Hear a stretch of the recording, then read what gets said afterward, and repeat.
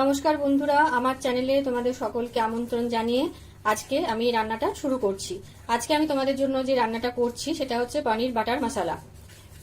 পনির butter মশলা করতে আমি দেখো নিচ্ছি পনিরটা আমি 200 গ্রাম মতো নিয়েছি।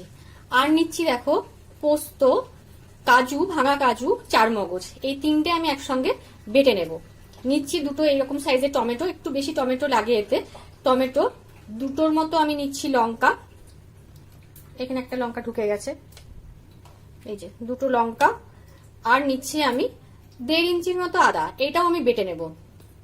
এবার দেখো ফোড়নে নিচ্ছি আমি জিরে, গোটা জিরে, শুকনো লঙ্কা, তেজপাতা, লবঙ্গ, দারচিনি, এলাচ, এগুলো আমি ফোড়নে দেবো। ইচ্ছা করলে তোমরা ফোড়নে না দিয়ে এই এলাচ, দারচিনি, লবঙ্গটা বেটে নিতে পারো। আর দিচ্ছি কাশ্মীরি লঙ্কা গুঁড়ো নেবো, আমি একটা পাউচ রেখেছি। দেবো দুধ, আর অবশ্যই বাটারে তো তৈরি হবে। আমি বাটারও দেবো, তার সাথে সাদা তেল দেবো। আজকে আমি এটা তোমাদের এই উপকরণগুলো নিয়ে বানিয়ে দেখাচ্ছি পনির বাটার মশলা। চলো তাহলে শুরু করা যাক। দেখো কড়াইটা আমি গরম করেছি, এতে আমি অল্প পরিমাণে সাদা তেল দিলাম। সাদা তেল দিয়ে আমি এরপরে হালকা করে লো ফ্লেমে আমি পনিরগুলো ভেজে নিচ্ছি।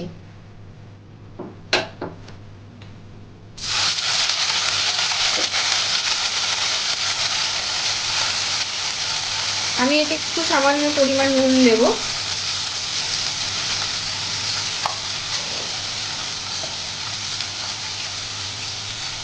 নুন দিয়ে পনিরগুলো আমি একটু এবারে দেখো আমি ভেজে নেব। সাদা তেল,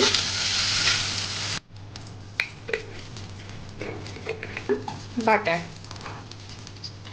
যেহেতু এটা পনির বাটার মশলা তাই বাটার তো দিতেই হবে। এরপর দেখো একে একে আমি ফোড়নটা দিচ্ছি। শুকনো লঙ্কা দিলাম, দিচ্ছি তেজপাতা, খুব অল্প পরিমাণে গোটা জিরে, দিচ্ছি লবঙ্গ, এলাচগুলো একটু ফাটিয়ে নিচ্ছি আমি। এলাচগুলো ফাটিয়ে তোমরাও দেবে, পারলে বেটেও নিতে পারো।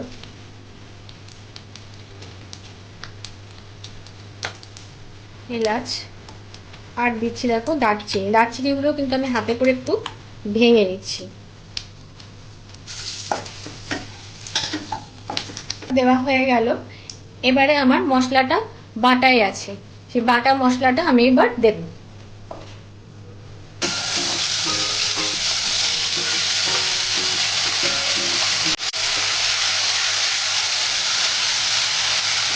দেখো আমি এবার মিক্সির বাটিটা ধুয়ে একটু জল দিয়ে নিলাম, নিয়ে বারবার নাড়তে থাকবো।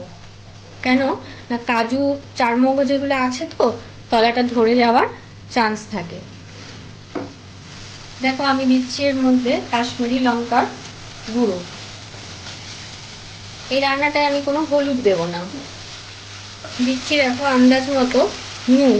তোমরাও তোমাদের আন্দাজ মতো নুনটা দিও, খুব বেশি নুন লাগে না, একটু মিষ্টি মিষ্টি হয়। আর দেখো দেবো আমি চিনি। টমেটোটা যেহেতু আছে এবং একটু বেশিই আছে, তাই জন্য আমি চিনিটা দেবো। একটু মিষ্টি কিন্তু হয়, পনির বাটার মশলা দিয়ে রেস্টুরেন্টেও যে খাও সামান্য একটু মিষ্টি মিষ্টি টাইপেরই হয়। আমি 2 চামচের মতো তাকে দিলাম মিষ্টিটা। তোমরা তোমাদের আন্দাজ মতো দেবে। বাচ্চারা খেলে একটু মিষ্টি মিষ্টি করবে, ভালো লাগবে বেশ খেতে।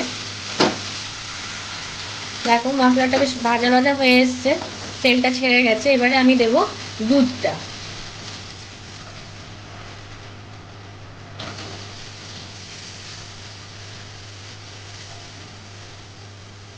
সাধারণত জল ব্যবহার আমি করব না, এতে করেও না, দুধই দেয়। আমিও দুধ দিয়েই করলাম, তোমরাও দুধ দিও, দুধ দিলে টেস্টটা ভালো হয়। এরপর একটুখানি আমি এটা ফুটতে দেবো। খুব দেখো লো ফ্লেমে আমি এটা ঢাকা দিয়ে একটু ফুটতে দিচ্ছি। তোমরা এরকমভাবে একটু ঢাকা দিয়ে ফুটতে দিও, তাহলে কি হবে না মশলাটা একটু ভাজা মশলা তো একটু সেদ্ধ হয়ে গেলে টেস্টটা বেশ ভালো ফুটবে। দেখো এবারে আমি পনিরগুলোর মধ্যে দিয়ে দিচ্ছি।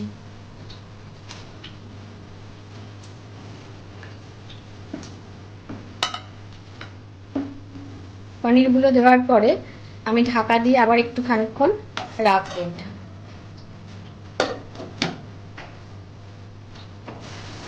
দেখো আমার এটা হয়ে গেছে। আমি জাস্ট নামানোর আগে দিচ্ছি আগে থেকে রোস্ট করে রাখা কাসুরি মেথি। আমি এটা ছড়িয়ে দিচ্ছি। আর দিচ্ছি শেষকালে, একদম শেষে অল্প পরিমাণে বাটার।